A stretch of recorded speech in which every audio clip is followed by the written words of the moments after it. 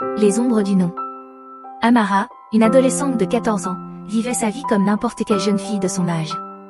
Elle aimait dessiner, jouer avec ses amis, et passer des heures à lire sous l'arbre du jardin. Mais ses parents avaient remarqué des choses troublantes. De petites colères inattendues, une tendance à éviter les conflits en s'isolant, et des phrases qui semblaient tout droit sorties de la bouche d'une femme bien plus âgée. Ce qui inquiétait particulièrement ses parents, c'est qu'Amara semblait ignorer ses comportements. Pour elle, tout était normal.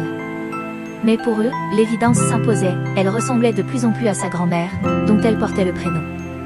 Un soir, après une réunion parentale où l'enseignante d'Amara avait évoqué sa difficulté à gérer ses émotions, sa mère ne put retenir ses pensées.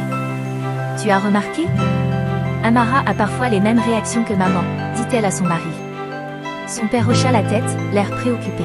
« Oui. Je pensais que c'était une coïncidence, mais ça va plus loin.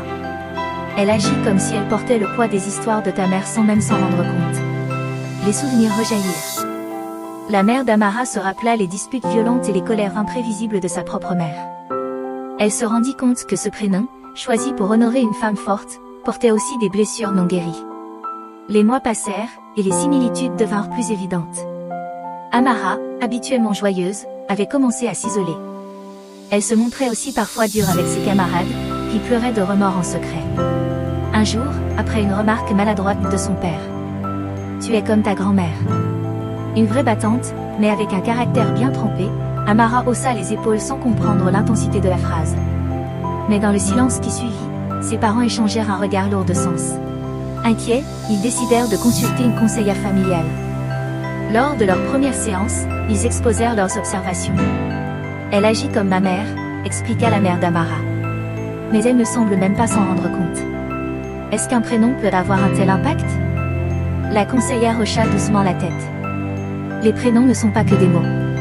Ils portent des histoires, des énergies, parfois des traumatismes.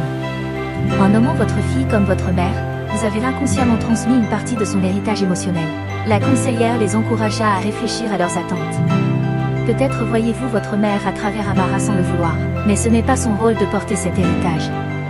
Vous devez l'aider à se libérer et à construire sa propre identité. De retour chez eux, les parents d'Amara prirent une décision.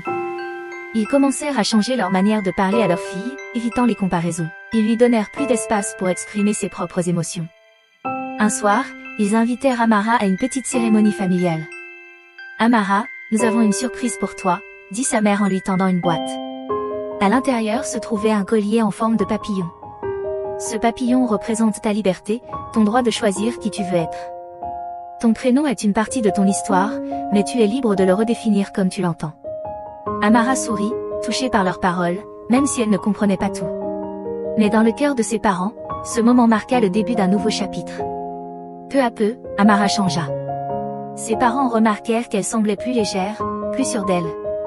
Les traits de sa grand-mère, autrefois si évidents, s'effacèrent pour laisser place à une jeune fille unique, pleine de rêves et de promesses. Les prénoms sont des héritages puissants.